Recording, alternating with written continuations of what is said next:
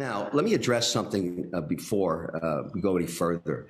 Yesterday on the air, CZ called me a liar. That suggests that I perjured myself in front of the U.S. Senate for 2 hours this week. I can assure you that is not the case. Another little parable here you should understand. When I was young, my birth father, who's Irish, put me on his knee, and every Irishman will know this, and he said, son, never call an Irishman a liar unless you know with certainty that's true. And I said, why is that, Dad? He said, because the Irish are crazy. Now, I don't know what it meant back then, but I got to tell you, I'm not happy about that. So at the end of the day, I have no ill will to this guy, but he's part of the story too. And you found out yesterday, you did a little work with Squawk Box. We talked about it either being 2 billion or 3 billion, that transaction. That's the largest transaction, I think, of anything in there regarding the balance sheet in recent 24-month period. And he confirmed it was 2.1 billion.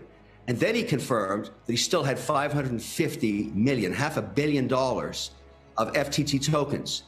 Now, at some point, we're going to look at that week of November 6th, and you ask anybody, why was Sam Bankman-Fried or the whole company FTX forced into bankruptcy?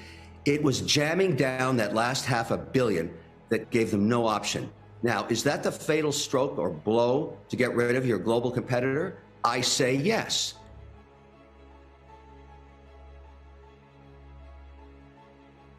So many issues about trust and credibility and integrity in this space, and I want to talk about FTX in a moment, but I want to start with what's happening at your own firm, given the outflows this week. I saw that you said on an AMA, this is one of these Ask Me Anything, you said there's no amount of withdrawals that would put us under any pressure, but that, I think, is a very bold statement to be making.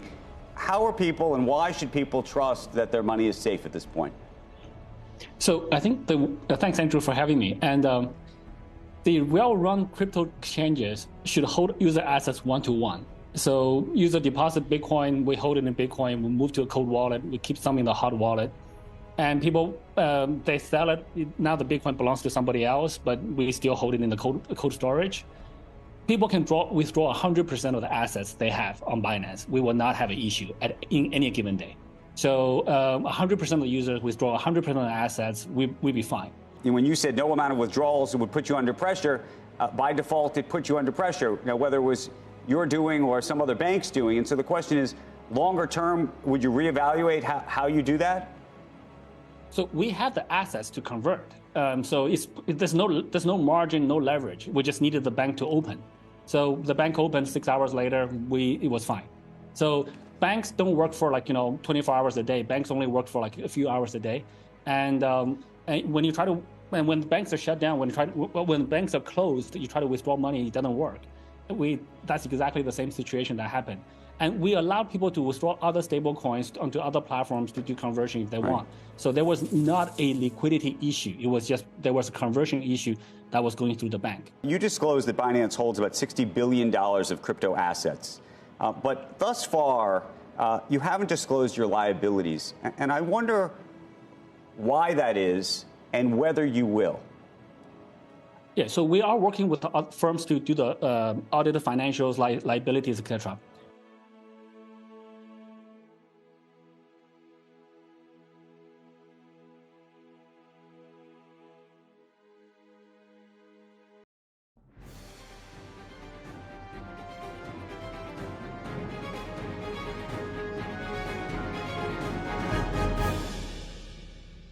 Social media is on fire right now with all the latest videos and audio from Kevin O'Leary and Binance's CEO CZ. They are attacking each other, and CZ even accused Kevin of lying under oath in front of the Senate. But the streets are just starting to burn. There's a lot more blood incoming. Right now, we're trying to find the facts. Is Sam Bankman-Fried innocent after all? And the FTX collapse was orchestrated by CZ as a master plan to eliminate competition. Please pay close attention as the rabbit hole seems bottomless, and Kevin O'Leary will explain his point of view and why he believes Binance's CEO is behind the scam instead. I was just following the money. That's all I'm doing. I want to know where the money went. And so in pursuit of that, I'm looking for two things, really. I'm no different than any other investor. And I also had a lot of assets sitting on the FTX platform. And so Starting at the point of when it went into bankruptcy, I noticed that within hours my accounts were swiped clean, scraped clean, not only of the assets, but all of the records, all the financial records. So about 48 hours later, thinking maybe the server's coming back up, it didn't, I started making phone calls. I knew the management of the company, and I started asking, where's the money? It's a very simple question. And that road has led to the, what happened on the Hill yesterday. There's a lot of people looking for the money. But I was able to call up Sam Bankman-Fried and say, okay, I'd really like to know where the money is, please, Sam. And he said he had no idea anymore because he had been forbidden from accessing the services anymore, the servers, anything. So I said, okay, let's go back 24 months. Let's go back and see where the money went. Give me an idea of where the large amounts of money were. You can remember. You may not have access, and that's when I, found out, and this revelation, if you want to call it that he had spent, at that time he said, somewhere between $2 and $3 billion buying back his stock from Binance. Now, that's either a fact or it isn't. And just a few minutes ago, CZ confirmed it on another network. The number was 2.1 billion. There are two large shareholders in that company. CZ owned 20%, and Sam Bankman-Fried owned more, obviously. He was the founder. So are those not related parties? And were other shareholders offered the same terms? I mean, these are questions that are going to be raised. It doesn't matter whether, you like this line of question, you don't. It's kind of irrelevant. These are facts. All of these records are going to come to the light at some point. So I also asked Sam Bankman-Fried, okay, let me get this right, because I didn't want to hear about the small chunks. I wanted the large amounts of money.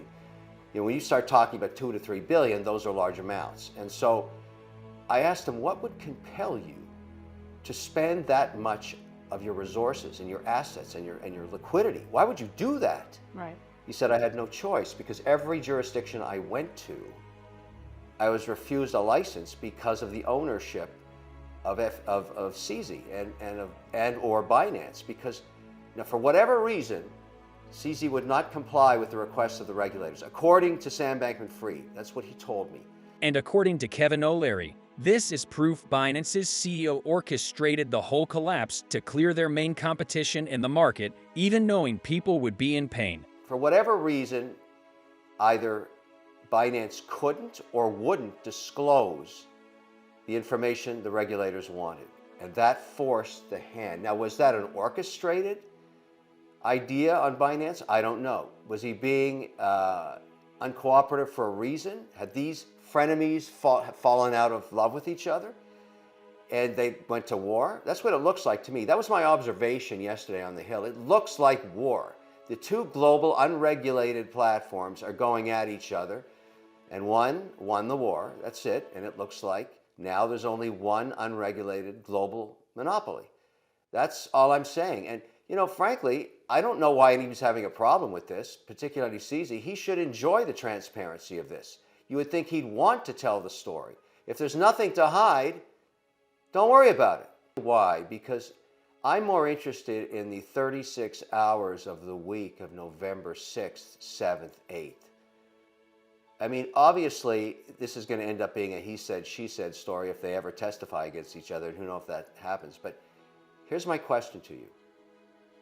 Binance, CZ, or both, go online into social media and say, I have $550 million worth of FTT tokens. I'm in the mood to sell them. I think I'm going to dump them. Basically, you read between the lines of that social media. Why in the world would anybody do that?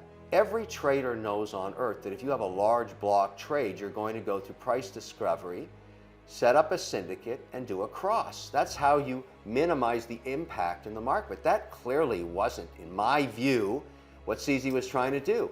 He was trying to push the last edge to get this company into bankruptcy by giving a cash call that it couldn't fulfill. Now, there's other reasons, all these alleged transfers of capital between Alameda and FTX, but what really killed the company was the $550 million cash call. And so when Senator Toomey asked me, remember you're under oath there, Why? What do you think happened? How did it go into bankruptcy? That's what I think. So, Kevin says that when CZ or Binance went to Twitter and posted they were going to sell the FTD tokens, it was done on purpose to put FTX in bankruptcy. So, it was more than just the Alameda appropriation of user funds that destroyed the company. Now, it's public knowledge that Kevin was a paid spokesman for FTX. So is he throwing dust at our eyes to keep his guilt safe for promoting a Ponzi scheme and putting the spotlights on CZ to cover himself? What are the facts? That's what we have to find out. Now, I'm sorry that CZ, I have no reason to go, fight with him on social media. I've only met the guy once in a conference where he was on a screen. And so this is not a plan to hurt him. I'm just asking, where'd the money go? Where's the money? What about that $2.1 billion that you took off the balance sheet of FTX? Is that not a reasonable question? The weirdest thing, in our opinion, is his position on Sam Bankman-Fried arrest and fault in all of this. Just look what Kevin has to say. In this country, you are assumed innocent till proven guilty. And when he is proven guilty and gets his fair day in trial, then I'll say that, if indeed he's guilty.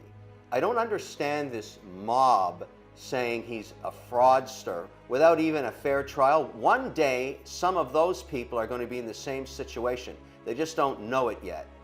The basis of the justice system is assume innocence until proven guilty. I don't care if they don't like that. I don't care. Look, this guy, if he did all the things that have been claimed against him, he's in really big trouble. But he will get his day in court.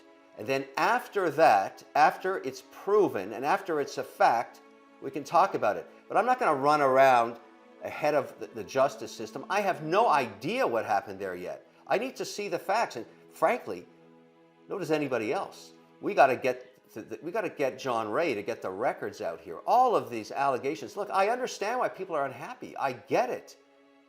But there is a due process. And so I stand up for anybody, anywhere, beyond Sam Bankman-Fried. You are innocent until proven guilty. Anybody in America. You don't like it? Too bad. This is a catastrophic failure of the FTX company. There's no denying that. It's caused a lot of pain and misery.